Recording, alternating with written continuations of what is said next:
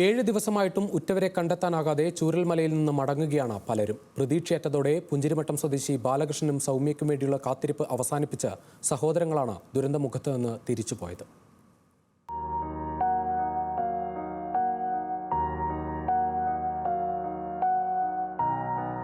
നനച്ചിരിക്കാത്ത നേരത്തായിരുന്നു മുണ്ടക്കൈ ഉരുൾപൊട്ടൽ എല്ലാം ഇല്ലാതാക്കിയത്. ദുരന്തമുഖത്തും ആശുപത്രികളിലുമായി തങ്ങളുടെ പ്രിയപ്പെട്ടവരുടെ മൃതദേഹങ്ങൾ തിരയുന്ന മുഖങ്ങളും നിരവധിയാണ്.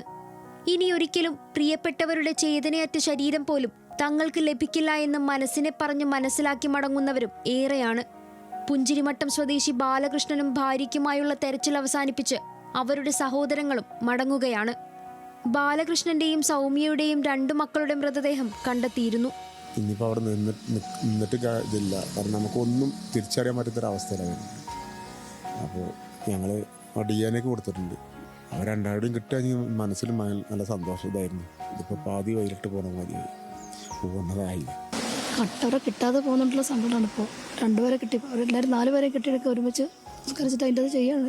ഇത്ര സന്തോഷമായിരുന്നു. പക്ഷെ ഇപ്പോൾ അവരെ കിട്ടാതെ പോകുന്നുണ്ടില്ല. മരിച്ചുപോയി എന്നാണ് വിശ്വാസം. മൃതശരീരം കിട്ടിയാൽ മറവ് ചെയ്തു പോകണമെന്നതായിരുന്നു ആഗ്രഹമെന്നും ഹൃദയം തകർന്നാണ് മടക്കമെന്നും സഹോദരൻ പറഞ്ഞു. ബോഡി കിട്ടുകയാണെങ്കിൽ അത് മറവ് ചെയ്ത് പോകണമെന്നായിരുന്നു ആഗ്രഹം. ഏതായാലും 4 പേരിലും മക്കളത് കിട്ടി. അവരത് ഞങ്ങളിത് അതേപോലെ സംസ്കരിച്ചു.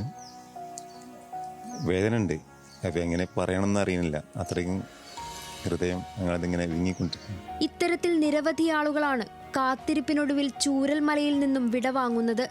തിരിച്ചറിയാതെ പോകുന്ന മൃതദേഹങ്ങളിൽ ചിലപ്പോൾ കാത്തിരിപ്പ് അവസാനിപ്പിച്ച് മടങ്ങുന്നവരുടെ പ്രിയപ്പെട്ടവരുമുണ്ടാകാം. ന്യൂസ് മലയാളം, വയനാട്.